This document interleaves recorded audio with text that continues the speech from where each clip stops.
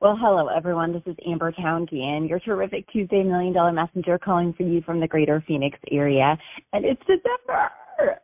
Yes, I'll just be honest. This house has been playing Christmas music since September. My son loves Christmas, and my tree's been up for 3 weeks now. So we are a Christmas house, that is for sure. But December just speaks of the season, right? Well, I had to go back and find this article that I found last week. I thought, I want to share this on the $1 Million Message if nothing else comes up, because it was something that I had never thought is we talk a lot about people's morning routines and being successful and doing miracle morning and stuff like that. But when was the last time you heard about someone's evening routine? And so I wanted to share this article from you. It's from womenontop.com, and it is 8 things successful people do right before bed. And so it actually is 10 things successful people do right before bed. And I thought, let's share them because I loved it, and I resonate with all of it. So I literally have a wind down time, and not as a wind, W-I-N-E, like as a wind, W-I-N-D. So not E, but D. But this is something that is very much a ritual in my life, and my dog even knows it. So here we go. So number 1, they read. Is it proven that experts agree that successful people read before going to sleep? This doesn't necessarily mean they read business or something inspirational. Successful people want to find value in being browsers of information. Doesn't matter what it is or what the source is. They all believe it will help them get creative in their lives. And that is so true. Number 2, they make their to-do list, which we talk about this all the time, is getting your 6 most important things list done the night before. The night before, you are the boss. In the morning, you are the employee. It's not an option of if I want to do them, it's you're going to do them because the boss the night before told you.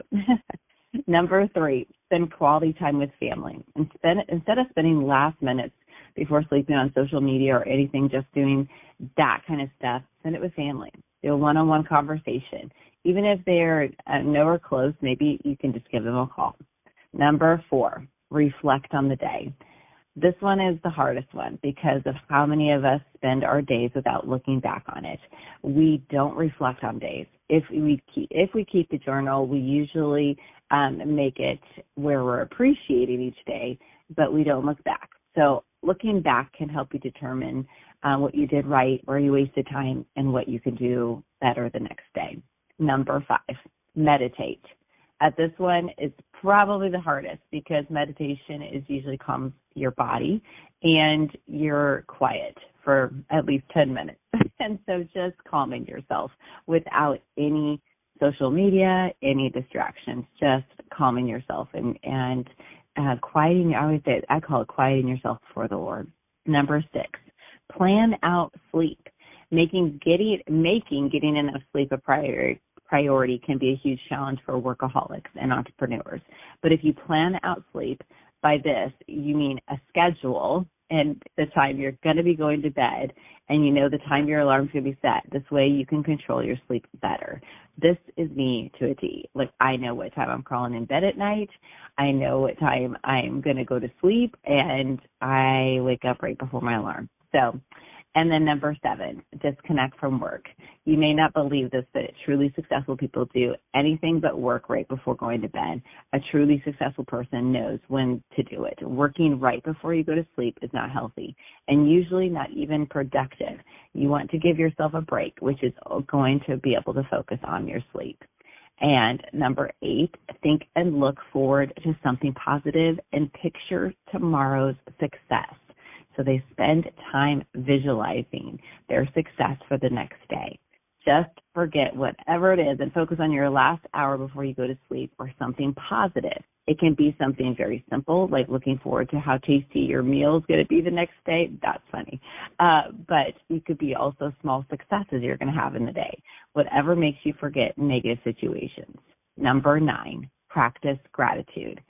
I did switch my gratitude journal back to the evening, which is doing 3 grateful things before I go to sleep. But taking a moment to think about what you're grateful for can shift your focus from being anything negative, from the stress of the day, and you can write these things down in a journal or whatever, but it does put you in a platform of gratitude before sleep. Number 10, stretch or do a light exercise. Doing something light, stretching or exercise before bed can help you relax and improve your sleep quality. Yoga, gentle stretching can release tension in the body or anything like that.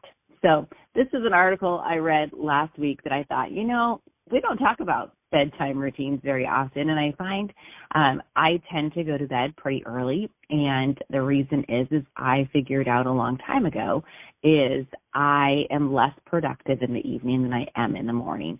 I tend to do things that are busy work at night, like as in maybe something in the house, or I will get on social media and things like that, where the morning I don't struggle getting on social media. I am very focused, and I have my routine of I get up, I go to the gym, I do my reading and my journaling and all those fun things after the gym, because I actually go and wake up and then I come home and do my basically miracle morning.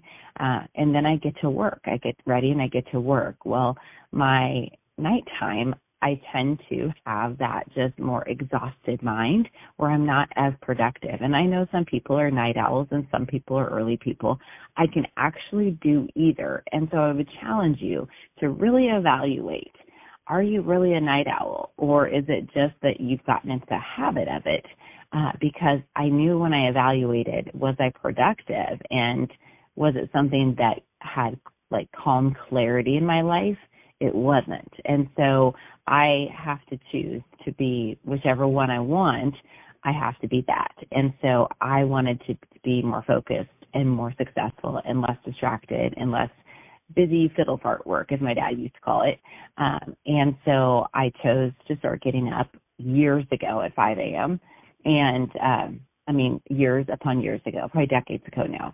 And now my body wakes myself up every single day. Like I rarely make it to my alarm. So I would challenge you to see, when is your house quiet of distractions, and where you can focus on journaling, studying with God, whatever that is. And so choose, if it is something that you want to switch.